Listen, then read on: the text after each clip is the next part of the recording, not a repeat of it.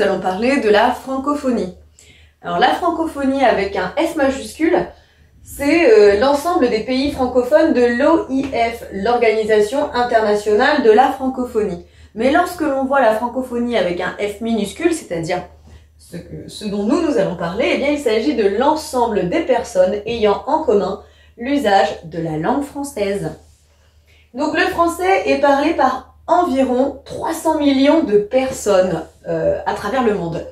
C'est énorme, parce qu'on se dit en France on est 65 millions. Parce qu'en fait oui, il n'y a pas qu'en France qu'on parle français, bien évidemment. Le français c'est la 5e langue mondiale et les langues qui sont le plus parlées sont donc le chinois, l'anglais, l'espagnol et l'arabe. Mais pour un pays si petit que le nôtre, eh bien, le rayonnement de la langue française finalement est assez impressionnant. Le français, c'est la seule langue officielle en France, mais pas seulement. Aussi, par exemple, en République démocratique du Congo ou au Mali. Certes, il y a d'autres langues qui sont parlées là-bas, mais la langue officielle, la seule langue officielle, c'est le français.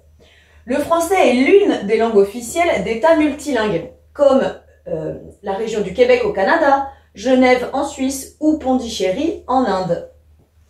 Le français est l'une des langues officielles de la Belgique, du Luxembourg ou encore du Canada. Et le français n'est pas du tout une langue officielle, mais une langue de communication, c'est-à-dire qu'il y a des gens qui parlent français au Maroc, en Algérie. Tout ça, c'est lié à notre histoire commune. En France, le français devient la langue officielle sous le roi François Ier. Et là, ça c'est assez connu, il est de bon ton de le retenir, on va parler de l'ordonnance de Villers-Cotterêts, qui a été signée en 1539. Et en fait, eh bien, il s'agit quelque part de l'acte de naissance de la langue française comme langue officielle en France. C'est-à-dire que donc François Ier décide que le français sera imposé dans tous les actes administratifs, alors que jusqu'ici, ils étaient rédigés en latin. C'est grâce à un petit peu à cette ordonnance de Villers-Cotterêts que le français s'impose un peu chez nous. On peut bien sûr préciser que la langue, elle évolue sans cesse, elle est en mouvement. C'est la raison pour laquelle tous les ans, il y a des mots qui sont tirés du dictionnaire, d'autres qui sont ajoutés. Cette année, par exemple, dans le Larousse, eh bien, on a rajouté le mot yodel, qui est cette petite pratique des Alpes autrichiennes où on fait youloulou, tout ça. Eh bien, maintenant, ça fait partie du Larousse depuis cette année.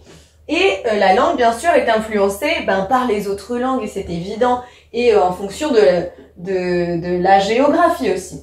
J'ai mis l'exemple de une cocoteuse en Belgique. On dit ça, et oui, c'est français, mais c'est du français de Belgique. Si vous dites ça, on sait que vous êtes belge. Une cocoteuse, c'est une colocataire. À toi de jouer à présent, afin d'illustrer cette idée de francophonie et de montrer la richesse de la langue française dans toute sa diversité. Eh bien, j'ai choisi de mettre des expressions qui viennent de pays où l'on parle français, mais qui ne sont pas la France. Comme ça permet de voir aussi l'inventivité et toute la poésie dont on peut faire preuve en parlant le français, notre langue commune. Donc, ici, on a l'expression « cogner des clous » qui s'utilise au Québec. « Attraper l'argent » qu'on dit au Congo. « Être bleu de quelqu'un » en Belgique. Cabiner au Sénégal, frapper les formes au Congo ou aller un gadaï en Belgique. Mais qu'est-ce que ça veut dire? Selon toi, laquelle de ces expressions signifie gagner sa vie? Attraper l'argent, ça va, on a bien quand même cette idée. Bien s'habiller, un peu plus difficile. C'est toujours au Congo, eh oui. Hop là. Faire la fête. En Belgique, on sait faire la fête. On va à Guindaille. Clac. Lutter contre le sommeil. En voilà une expression très imagée. Cogner des clous, c'est quand on commence à s'endormir avec la tête, elle fait ça. Ça, c'est vraiment super. Clac. Aller aux toilettes. Cabinet, voilà un verbe utile et qui est transparent. Et enfin, être amoureux.